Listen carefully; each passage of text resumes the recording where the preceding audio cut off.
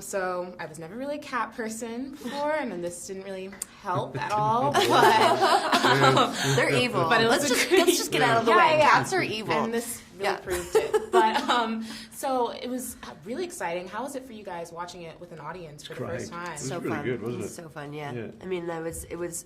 I mean, in addition to the fact that I really enjoyed the film myself, and it was exciting to see it for the first time with an audience that is so interactive and like in our film lovers and genre lovers. It's just so fun to have like a vocal and like cathartic audience that's like yelling at the screen or like laughing, and it's just such an interactive, and it's very gratifying as somebody that worked on the film to see people interacting with the work that you've done. Absolutely. Yeah, I mean, it's a reminder to get back and watch more cinema. You know, I've kind of, through work and times, I watch it now alone or at home or with, but yeah, to get back into a group experience, it reminded me of theatre, of we're a community, and you feel that here in Austin at the festival. Everyone's out and about. We're a big, wide world community, and it's much better when you got 900 people around you than sitting on your own. It did feel very theatrical. Plays. The movie plays on a big screen with other people. It really does. So you were a fan of the book before, you mentioned. Had you'd read it before? So how full circle did it feel for you guys to be part of this? Being fans. Strange. I mean, it's very, but it is though. I mean, I found it very strange even to sit and see the Paramount logo come up again, and then Stephen King. And you just go, oh my God, that's right. I was a 17-year-old in far northwestern Queensland, and it's just like, wow, here I am in South, in watching it all come. Oh my God, it's me. I know her. Yeah, and John Lithgow. Another movie with John Lithgow. All of it is. King in this book is part of our. It's part of our psyche. Oh yeah, it's wonderful. It's very embedded in my psyche. Yeah. So is John Lithgow. I guess that's the thing. Yeah, it's also just like my childhood was Stephen King and John Lithgow. I mean, Harry and the Hendersons. I mean, like to be on screen with in a Stephen King film. To watch the Churchill line play last night. Oh God, it's so good. Yeah. I did feel. Do you know what I mean? It never really occurred to me on set with that. I mean, it was there, but it never really occurred to me. But then to see a whole room of just go, that's because he was an extraordinary Churchill.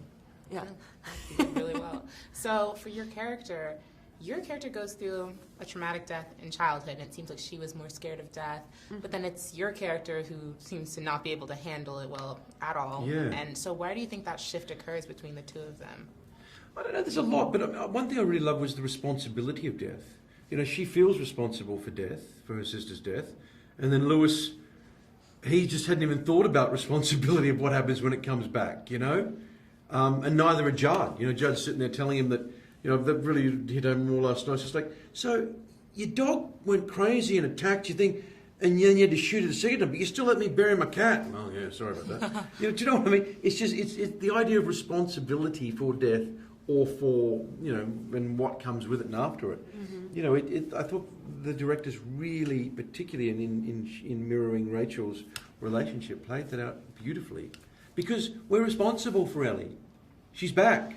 Whatever it is, hug your daughter, But she's got no idea, She still won't, she's still grappling with responsibility from 30 years ago. Yeah.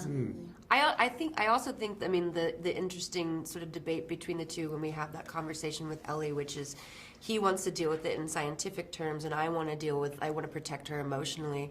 And a lot of times the only thing, especially in loss, you can intellectually understand that you lose somebody, but like the heart's a cunning beast. I mean, it sneaks up on you, and you can't really each time you lose somebody, you can't predict how you're going to react to it. No. But I think experience helps you, and I think because Rachel experienced loss so early, she was a little bit easy. It was a little easier. I mean, obviously not easy to lose your child, but she had that experience built in her bones to be able to let go, whereas he's trying to intellectualize how to not let go of his daughter, as opposed to like accepting those feelings. But then it played out in a couple having a one-upmanship with each other. Yeah, exactly. That did play really well. I was just like, I enjoyed that. We're sitting there trying to, but no.